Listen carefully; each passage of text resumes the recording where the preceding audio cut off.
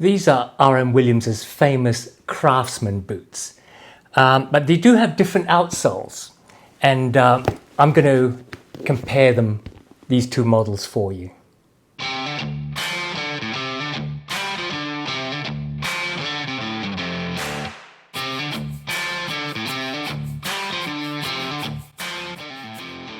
Hi, welcome back to Bootlosophy. My name is Tech. I acknowledge the traditional custodians of the lands that I'm working on, Wajak Noongar Boodja. Now, I want to show you these two boots, this black one and this brown one called Chestnut. These are actually both Craftsman, but this is the original leather-soled Craftsman. Don't worry about that toppy, I'll talk to you about that. And this is the Comfort Craftsman, the more modern version of this boot. So this original classic Craftsman, I don't think is even available in this model where it's an all leather outsole. This toppy I put on myself, or at least my cobbler put it on, I beg your pardon. And I've had these boots for, I'm trying to think, at least 20 years, maybe getting on to 30 years. I originally bought them as office boots because in Australia people wear these into the office, into the boardroom, and as you can see there's plenty of flexing going on. It's been nicely shined up, and I wear them with a suit. Now they originally came with an all leather outsole, but about 2018 I think it was, pre-COVID, I started feeling that maybe there was a little bit of softness towards the middle of this patch here. And I took them to my cobbler down the road here called, I think they're called Wembley Shoe Repair. And I didn't want to send them to R.M. Williams. And I said to the cobbler, look, can you fix this? Do you have a Goodyear welting machine? That's when I found out they did. And I said, I don't really want to send them to R.M. Williams because they'll probably charge me an arm and half a leg. And he had a look. And he said, look, rather than resole, they're still pretty good nick. They're just a little bit soft in the center. And there was one point, I think, just about here that was really starting to wear thin. And I knew that if I kept on going, it would probably go right through to the midsole. And he said, look, don't worry. I think there's enough life in them. And it's pretty good veg tan leather outsole to put a rubber toppy on. So he did a really good job. And it's lasted well since 2018. I wear these very frequently. He put on a heel top lift, and you can see again it's worn a little bit at the corners. So I do wear these frequently, particularly going to the office. As a pair of black boots, it goes with any kind of suit, grey, blue, black. And as I said, in Australia, they really work well as office boots. But I have also worn them up north, when I go up north into the bush. And this particular pair of boots I've actually swum in when the tinny, the little outboard motorboat, sank crossing a river. And I was fully clothed, we all were. So we had to swim to the banks and then sort of pour the water out, and then looked out on the banks where there were crocodiles. Nobody knew at the time. So I've had a few adventures. This one is a newer one. Now, if you go and look at my reviews, you will find that I have reviewed a previous version or a previous pair of this brown one. This is called Chestnut. And it is, I think this is the most popular R.M. Williams color. It's a chestnut colored brown, quite dark, quite rich. Which is different from the pull-up browns and so on, which has touches of red in them. And as you can see, it has a full rubber outsole, and that's the main difference. This is newer. The one I had, I think, would have been about 20, less than that, probably 10 to 15 years old now, but never fitted me very well, so I never really wore them very much. And what had happened was I went to this store in a suburb called Claremont, which is very blue rinse country, rich people. And the shop clerk there, one of the things about R.M. Williams is shop clerks, if it's not an R.M. Williams store but a franchise, is they're not terrific at giving you advice. And she said, I said to her, look, because of the slim sort of last, my normal 7.5 really kind of bites into me here. And maybe I need an 8. She said, no, no, no, don't worry. You need a 7.5, but in an H width, which is wide.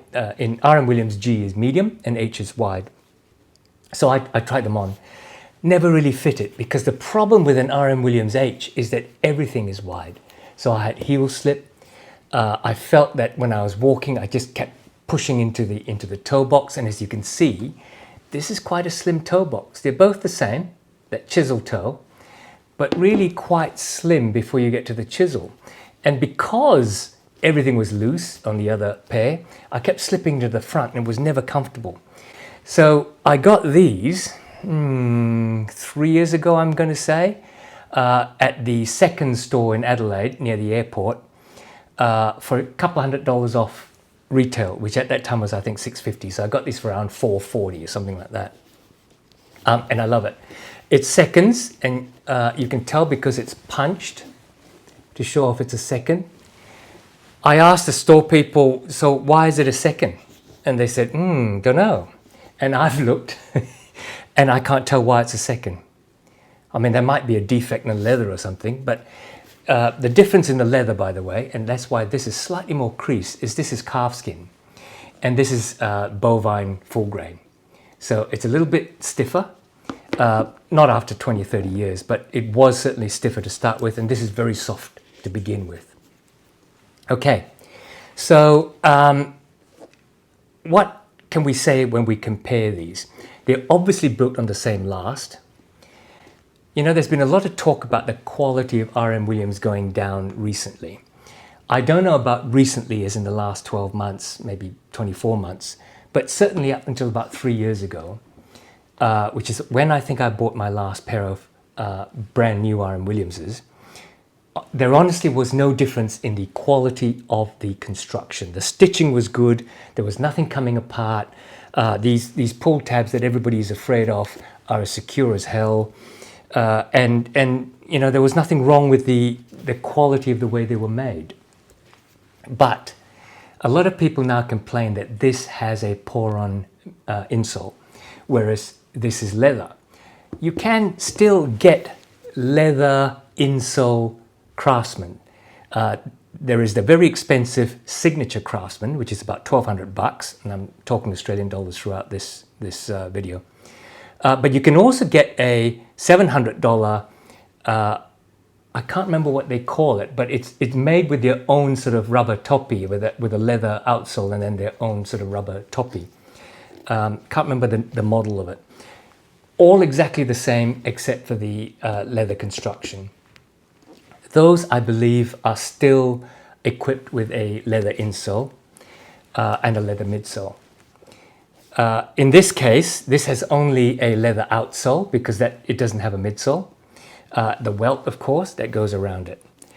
Now, in this case, it's a more modern version of the original. And in order to make it modern, they've swapped out the leather insole for a Poron one. You know, you can say what you like about it. It is very comfortable. And they also then have, I believe, a rubber outsole with a leather welt on, and it does not have a midsole. This stack is, I think, still leather. It looks like leather. It has the grain of leather and the sanding leather, and then the rubber top lift.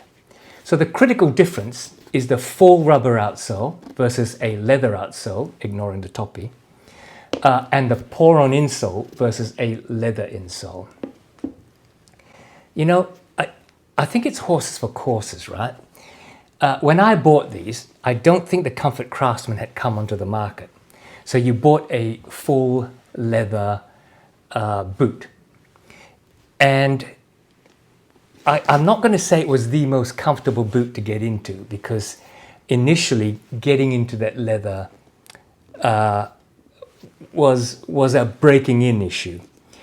So having said that, though, after being in this for the last 20 or 30 years, it is incredibly comfortable, absolutely incredibly comfortable, despite how thin that leather outsole is, just because it's built really right.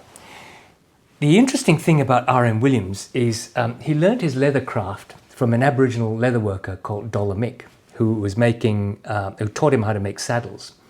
And then when he decided to branch out, Reginald Murray Williams, R.M. Williams, decided to branch out and make boots. The story I've heard from a couple of people is that he had a pair of Harold boots that originally made Chelsea boots, Chelsea riding boots. Now, I've got a pair, so hang on and I'll go get it.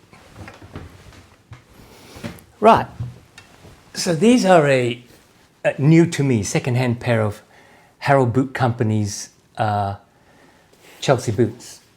This is probably about 10 years old. It's made in Australia still. I don't think they're made in Australia anymore. I believe they're all made in Vietnam now. And this is kangaroo skin. So this was the original round toe model. And the story I've had is that R.M. Williams had a pair of these and said, let me take them apart and I'll design a different last for horse riding. And then he came up with the Craftsman with a sharper toe to go into the stirrup. So that's the story. I don't know if it's true or not. I've heard it from 2 or 3 people. What are the advantages? I think with a leather sole, the original classic Craftsman, I think a leather sole gives you all of the properties that we look for, where your feet, through pressure of your weight, is molding into the leather structure. It's very supple. There's no breaking in required, and after all this wear, it just becomes second skin. Having said that, it did take a couple of months for it to settle in so that it wasn't like a really heavy, clunky leather thing under your foot. The Comfort Craftsman is immediately comfortable. There's Poron and there's rubber. Now, a lot of traditionalists will say, oh yeah, it's lower quality, it's cheaper. I'm actually not sure that Poron is much cheaper than leather, but they'll have all kinds of anti-non-leather type construction. Well, this is as popular as hell. And the reason is, if this is your first boot after an athletic shoe or after an Echo or a dress shoe that's full of Poron and rubber and TPU and PU, this feels like you just graduated into a little bit heavier boot, but as comfortable as anything you're used to. So the immediate comfort in this converts a lot of people into R.M. Williams boots.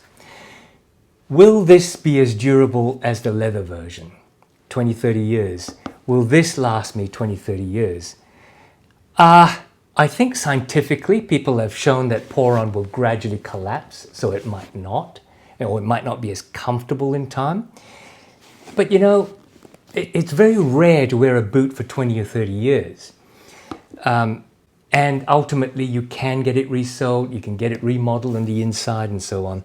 And to be honest, unless you're wearing this every day in the stockyard and riding and crunching on rocks, you're probably not going to wear out that Poron, particularly if you're rotating between 3 or 4 pairs of boots anyway.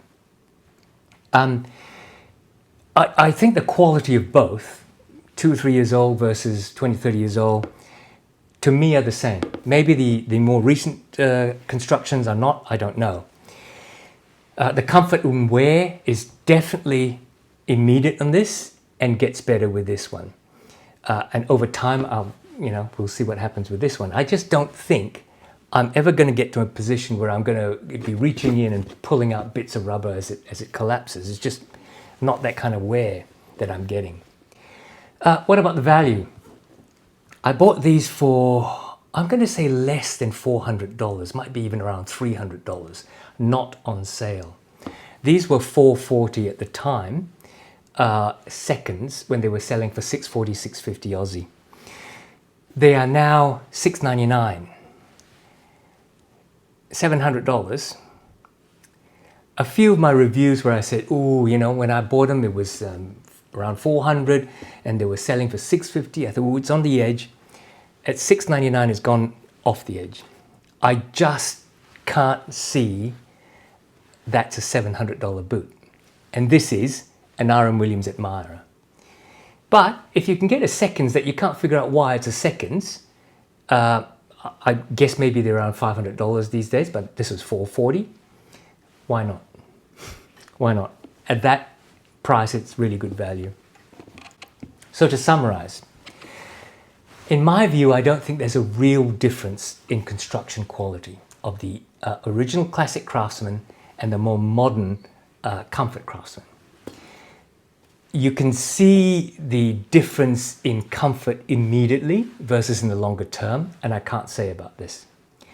Durability, the way they're made, and frankly how solid they are, I don't think there's an issue. Now logic tells me this is probably not as durable as this. Am I ever going to test it out? I'm not even sure. So there you go. I thought I'd do you a quick comparison between these two models of the exact same type of boot, the Craftsman. Comfort Craftsman, Classic Craftsman. All leather, Poron and leather. All right, so I hope you like that. And if you do, don't forget the usual thing, click on like. And if you're not subscribed, please subscribe. And then come back next week and I'll see you then with more boot reviews. So until then, take care out there, guys. See you soon.